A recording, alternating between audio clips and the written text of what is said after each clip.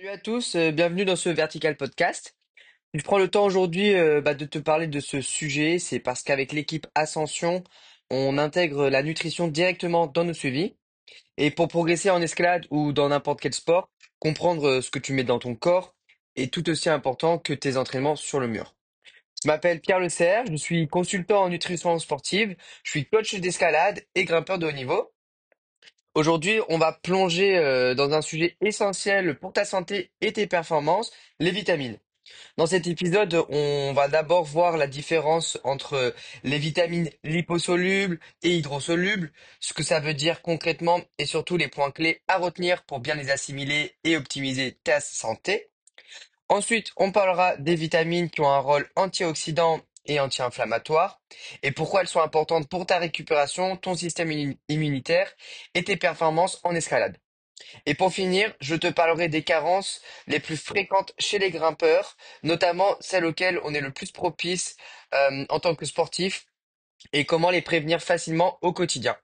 Voilà pour le résumé de ce podcast. Du coup, on peut commencer. Du coup, aujourd'hui, quand on parle de vitamines, on entend micronutriments. On retrouve aussi les minéraux, mais c'est tellement vaste qu'on pourrait faire un autre podcast sur ce sujet-là. Donc aujourd'hui, on va parler des vitamines et je pense que c'est quand même assez important de savoir un petit peu ce qui se retrouve dans ton assiette, même s'il faut prendre tout ce que je dis avec des pincettes, parce que si on commence à optimiser tout ce que je dis, on s'en sort plus. Mais je pense que c'est quand même assez important de savoir les grosses lignes et de piocher un petit peu avec toutes les informations que je vais dire. Je donne un exemple assez rapide. Par exemple, le jaune d'œuf. On encourage de laisser le jaune d'œuf assez coulant jusqu'à l'intérieur, puisqu'on retrouve des vitamines qui sont assez sensibles à la chaleur, en plus de conserver les acides gras essentiels sans oxydation. Et dans ce cas-là, c'est pour ça qu'on préconise de laisser le jaune d'œuf coulant. Donc, par exemple, si tu manges des œufs brouillés ou des omelettes, eh ben, potentiellement passer à faire des œufs au plat ou à la coque. Ce que je veux dire par là, c'est que toutes les informations, je vais essayer de les justifier avec des exemples comme ça, ou en rapport avec notre sport, l'escalade. Et ça sera à vous de prendre ces informations de temps en temps dans votre quotidien afin de l'améliorer. Je vais parler de certaines catégories de vitamines et sans apprendre par cœur tout ce que je vais dire, voilà, piocher un maximum d'informations et ça sera déjà super bien. Et en fait, ce que je vais dire par là aussi, c'est que dans tous les podcasts auxquels je vais parler de nutrition, je vais commencer avec cette phrase en disant qu'on mange 3 fois par jour. Donc si on optimise ces 3 fois par jour sans se mettre de grosses contraintes, au final, ça peut vraiment faire une grosse différence. On ne s'entraîne pas 3 fois par jour, mais on mange à peu près 3 fois par jour globalement en moyenne. Donc, si on optimise à chaque fois des petits points par-ci, par-là, sans que ça soit contraignant encore une fois, je pense que ça peut vraiment faire une bonne différence dans votre activité et santé globale. Et puis moi, je suis là pour vous aiguiller, pour que vous puissiez piocher de temps en temps une information par-ci, par-là. Donc aujourd'hui, les micronutriments, les vitamines, et une prochaine fois, ça sera les macronutriments. C'est ce qu'on connaît comme les protéines, glucides, lipides. Il y a un autre épisode avec les micronutriments qui concernent les minéraux, magnésium, potassium, etc. Donc les vitamines sont des micronutriments, c'est-à-dire que notre corps, il peut pas les fabriquer, ou sinon en quantité insuffisante. Il faut donc les apporter par l'alimentation. Les vitamines n'apportent pas d'énergie directement, donc, ce qu'on entend en hiver, ah, tu as l'air fatigué, tu manques de vitamine C, c'est vrai et faux. Elle n'est pas stimulante, mais elle stimule l'immunité, donc très importante en hiver. Les vitamines, par contre, elles sont indispensables pour transformer les macronutriments, glucides, lipides, protéines, en énergie. Et aussi pour de nombreux processus biologiques. Je fais un petit résumé, comme par exemple la production d'énergie cellulaire avec le cycle de Krebs, la phosphorylation oxydative, qui est un processus qui produit la majorité de l'ATP, l'énergie, en utilisant l'oxygène. Elle permet aussi la synthèse des protéines, du collagène, des neurotransmetteurs, le bon fonctionnement du système immunitaire et nerveux, pardon, et la protection des cellules contre l'oxydation. Voilà, je me suis un petit peu éparpillé, mais voilà toutes ces informations. Et en escalade, où on sollicite intensément nos muscles, tendons et système nerveux, une carence peut vraiment réduire la performance, augmenter le risque de blessure ou allonger la récupération. Donc voilà, il existe deux catégories de vitamines, en plus du fait qu'il y en ait qui sont plutôt anti-inflammatoires, antioxydantes.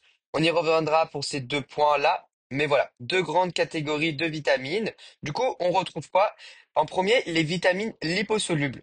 Donc les vitamines A, D, E, K. Elles sont solubles dans les graisses, elles sont donc stockées dans les tissus adipeux et dans le foie. Elles sont donc moins sensibles à un déficit à court terme, mais bien entendu, un apport insuffisant chronique peut conduire à des carences. Et à l'inverse des vitamines hydrosolubles, un excès peut être vraiment toxique. Donc, je répète, les vitamines A, D, E, K. Ensuite, on retrouve du coup les vitamines hydrosolubles. Elles sont solubles dans l'eau, elles sont non stockées sauf la vitamine B12 dans le foie. Et du coup, un apport quotidien est nécessaire. Elles sont éliminées directement dans les urines si elles sont en excès, ce qui limite leur toxicité, mais du coup augmente le risque de carence si l'alimentation elle est déséquilibrée. Il existe beaucoup de vitamines. Donc comme je l'ai dit, les vitamines liposolubles, c'est un petit peu un piège. Pourquoi? Parce qu'elles sont solubles dans les graisses. Ce qui veut dire que quand on mange des aliments, si on mange par exemple une salade de fruits et qu'on retrouve ces vitamines, donc A, D, E, K, par exemple, je sais pas, une salade avec des épinards, il y a de la vitamine K, ou des légumes plutôt orange avec la vitamine A, et bien malheureusement, ces vitamines liposolubles, elles ne seront pas absorbées par le corps s'il n'y a pas la moindre graisse dans votre plat. Pareil, par exemple, pour les yaourts 0%, ça m'est arrivé d'en manger en mode c'est 0%, donc moins de chances de grossir, pas de graisse, ce qui est totalement faux et plutôt inutile. J'explique. Souvent, on voit écrit enrichi en vitamine D. Eh bien, à 0%, on retrouve pas de lipides, donc pas de gras. Et dans ce cas-là, pas d'absorption de cette fameuse vitamine D, et donc malheureusement pas non plus de fixation de calcium, car pas de vitamine D. Du coup, le yaourt auquel on se dit c'est top, vitamine D plus le petit combo calcium, malheureusement ça ne marche pas. Je caricature un petit peu, mais voilà, si on fait des efforts sans prendre en compte ces détails, c'est un petit peu dommage. J'encourage aussi à faire comme je le fais, donc rajouter un petit peu d'huile d'olive, avocat, des noix, des graines dans votre salade par exemple. Et s'il n'y a pas un petit peu de gras, au final, toutes ces vitamines, si on les retrouve dans votre plat, elles seront absorbées vraiment d'une très très faible quantité. J'ai moi-même un exemple. Je prenais un café tous les matins à jeun. Je prenais mon multivitamine. Donc, c'était un petit peu la checklist à l'époque. Du coup, voilà, je le prenais. Hop, petite pilule de vitamine, de multivitamine. C'était assez simple à faire.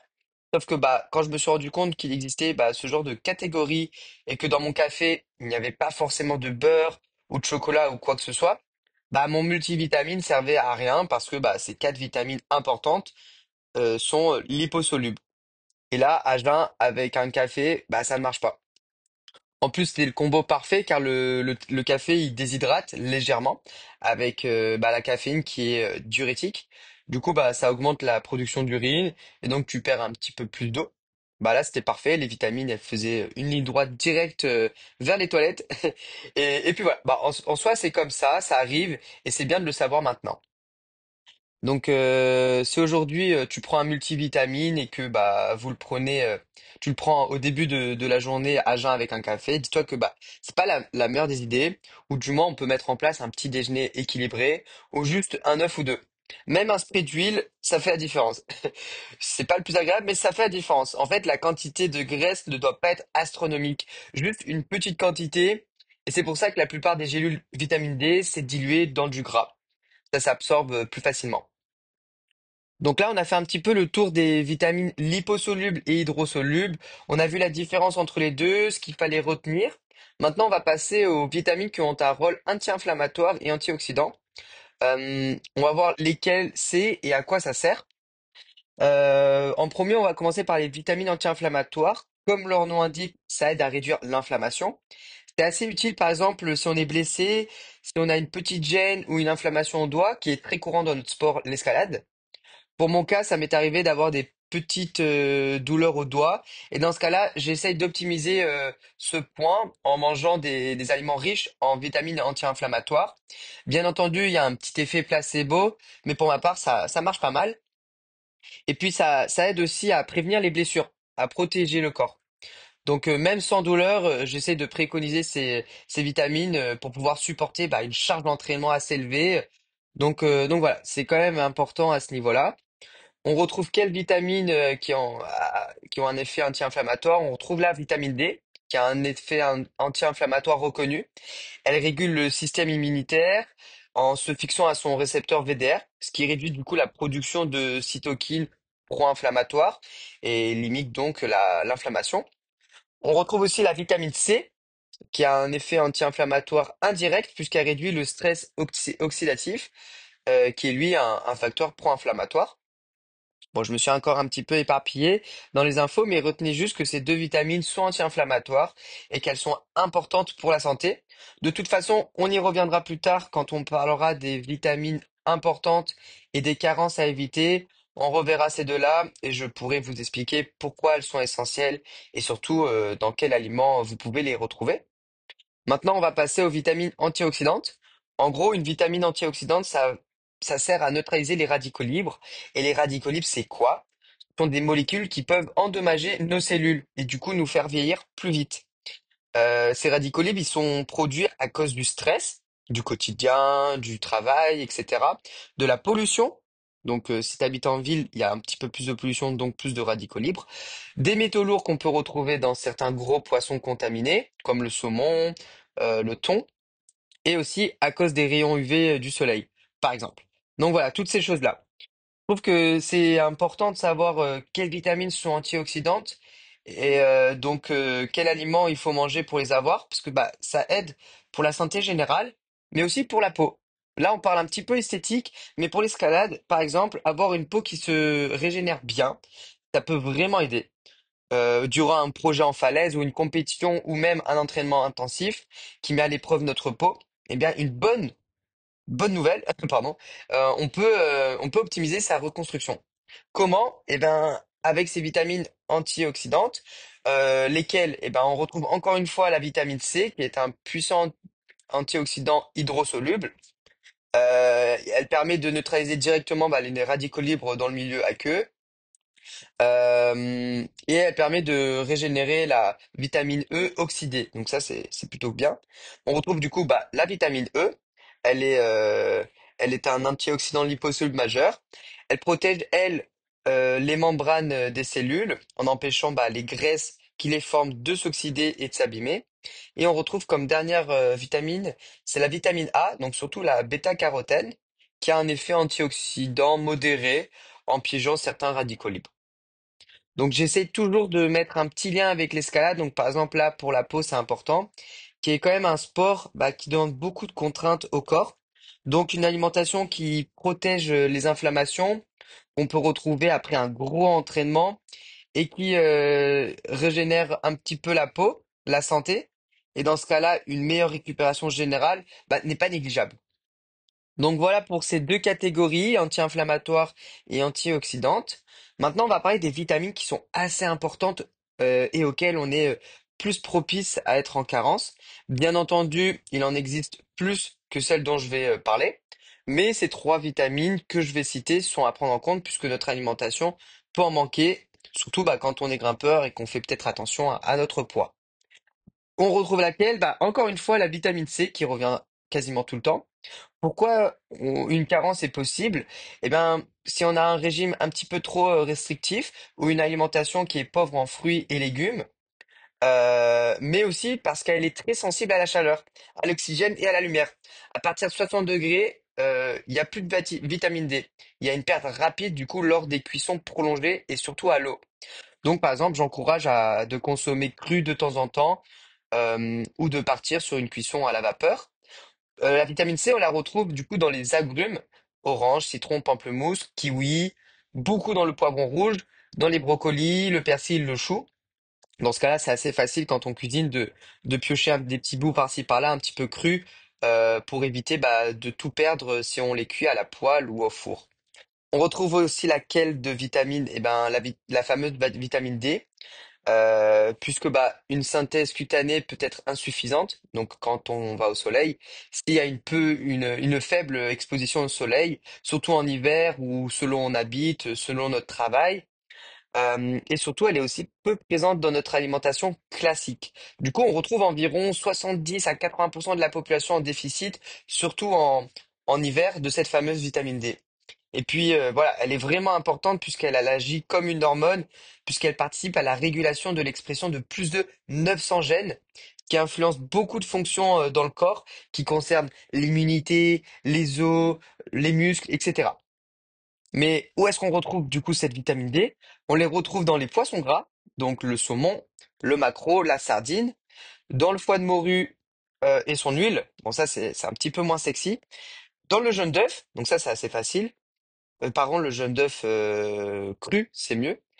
Dans les produits enrichis, donc certains laits végétaux, céréales ou même yaourt, comme j'ai pu le dire juste avant.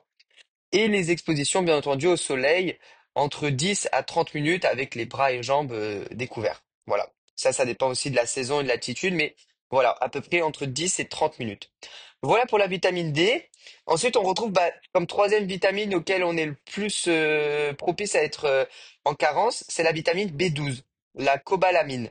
Alors pourquoi? Bah parce que il y a une absence totale dans les végétaux. Du coup, il y a un risque élevé chez les végétariens et surtout les véganes qui sont non supplémentés. Et aussi, l'absorption peut être complexe. Donc, une carence est possible chez les personnes âgées ou avec une maladie digestive. Donc, cette vitamine B12, à faire attention. On la retrouve dans quoi? Bah, dans la viande, dans les abats, le bœuf, la volaille, dans les poissons et les fruits de mer. Encore une fois, dans les œufs et les produits laitiers. Et bah, si on prend des petites gélules, on peut trouver une complémentation qui est plutôt indispensable pour les véganes. Voilà, voilà. Donc, bah, c'est tout pour cet épisode sur les vitamines. Si je dois résumer rapidement, qu'est-ce qu'une vitamine liposoluble? Eh ben, c'est une vitamine soluble dans le gras. On retrouve les vitamines A, D, E, K. Elles sont stockées dans le corps, donc à consommer avec un petit peu de matière grasse aussi. Les vitamines hydrosolubles, solubles dans l'eau, comme la vitamine C et les vitamines B. Elles ne sont pas stockées, donc on en a besoin tous les jours. C'est quoi la différence entre antioxydant et anti-inflammatoire? Antioxydant, ça protège tes cellules des radicaux libres et tu auras une meilleure peau. Anti-inflammatoire, aide ton corps à réduire l'inflammation et à mieux récupérer, donc c'est top après des gros entraînements ou durant une petite période de blessure. Les carences les plus fréquentes chez les grimpeurs, eh bien, on retrouve la vitamine D, qu'on peut se supplémenter, la vitamine B12 aussi, surtout pour les véganes, et la vitamine C, mais qu'on retrouve pas mal dans l'alimentation. Je vous ai donné un maximum d'informations, mais encore une fois, pas besoin de se prendre la tête. N'essaie pas de tout optimiser en une journée. Commence par ajouter, par exemple, une petite source de vitamine C crue à ton repas, un petit peu de bonne graisse dans tes plats. Et du coup, bah, ces petits changements répétés, font toute la différence sur ta santé et ta progression en escalade. Et honnêtement, ces optimisations, elles ont un vrai impact concret sur votre santé, votre récupération, en plus du fait que, bah voilà, prendre soin de soi, faire attention de temps en temps sans être une machine de guerre, bah il y a un petit effet aussi placebo qui peut aussi faire une énorme différence et donc c'est pas un point négligeable. En tout cas, si vous avez des questions, n'hésitez pas à m'envoyer un message, que ça soit sur les réseaux sociaux ou autre part. Je pense que je ferai un autre épisode sur les micronutriments concernant les minéraux et aussi bah, les macronutriments qu'on connaît bien, les lipides, protéines et glucides. Donc voilà, je vous souhaite une belle journée ou une bonne soirée et puis à très vite. Salut!